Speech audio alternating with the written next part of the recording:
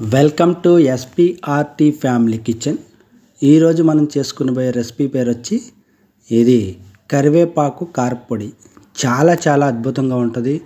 చాలా ఆరోగ్యకరమైనది కూడా. పిల్లలకి కూడా చాలా మంచిగా ఉపయోగపడుతుంది. డైరెక్ట్గా కరివేపాకు పెడితే తినరు కాబట్టి ఇలా కారపొడిలో చేసి పెట్టుకుంటే ఇది ఇడ్లీలోకి మరి ఇంకా టిఫిన్స్లోకి వేడివేడి అన్నంలోకి నెయ్యి వేసుకొని తగిలించి తింటే అద్దిరిపోతుంది. మీరు ఒకసారి ట్రై చేయండి. అలాగే ఎలా తయారు చేయాలో చూపిస్తాం. ముందుగా ఫ్రెష్ కరివేపాకుని శుభ్రంగా వాష్ చేసుకొని ఒక క్లాత్ మీద ఫ్యాన్కి ఆరబెట్టండి. శుభ్రంగా ఆరిపోయిన తర్వాత తడి లేకుండా అలా రొబ్బలన్నీ తీసేసి కొమ్మల నుంచి ఆకులు వేరు చేసి ఒక దగ్గర పెట్టుకోండి.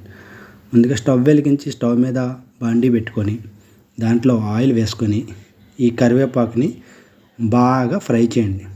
బాగా అంటే కొంచెం ఫ్రైడ్ టైప్లో చేయండి. ఇలా నొక్కితే ఇరిగిపోయేలాగా చూడండి. అలా తయారైపోయిన ఈ కరివేపాకునంతా కూడా ఒక ప్లేట్లోకి తీసుకోండి. అదే ప్యాన్లో మీరు ధనియాలు, అలాగే కొద్దిగా ధనియాలు వేగేంత వరకు, తర్వాత కొద్దిగా మినప్పప్పు, అలాగే ఒక గుప్పెడు శనగపప్పు, వీటిని కూడా బాగా ఫ్రై చేసి పక్కకి తీసేసుకోండి. అదే ప్లేట్లోకి తీసేసుకోండి. అదే బాండీలో మన ఎండుమిరపకాయలు కొద్దిగా ఒక గుప్పెడన్ని తీసుకొని బాగా ఫ్రై చేయండి.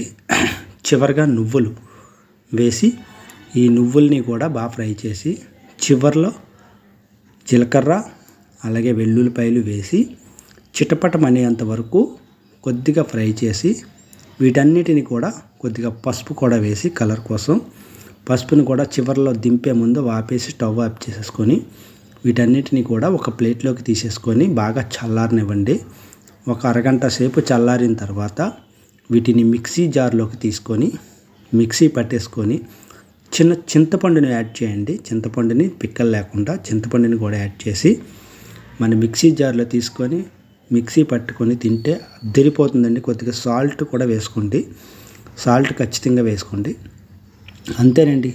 ఎంతో ఈజీగా ఎంతో స్పైసీగా టిఫిన్స్లోకి వేడివేడి అన్నంలోకి చాలా బాగా ఉపయోగపడుతుంది ఈ రెసిపీ. ఒక్కసారి ట్రై చేయండి. అలాగే మన ఛానల్ చూస్తున్న వాళ్ళందరూ కూడా కొద్దిగా మన ఛానల్ని లైక్ చేయండి, షేర్ చేయండి, మరీ కొద్దిగా సబ్స్క్రైబ్ చేయండి. చాలా ఈజీ రెసిపీ అండి ఇది. అలాగే చాలా ఆరోగ్యకరం కూడా. అందరూ తప్పగా తయారు చేస్తారని అనుకుంటున్నాను. ఇది మన ఇంట్లో ఉండవలసింది. ఈ కరివేపాకు హెయిర్కి చాలా మంచిది. చాలా ఉపయోగాలు ఎన్నో ఉన్నాయి దీనివల్ల. డైరెక్ట్గా తినలేరు కాబట్టి ఇలా పొడి చేసుకొని తింటే చాలా బాగుంటుంది. Thank you.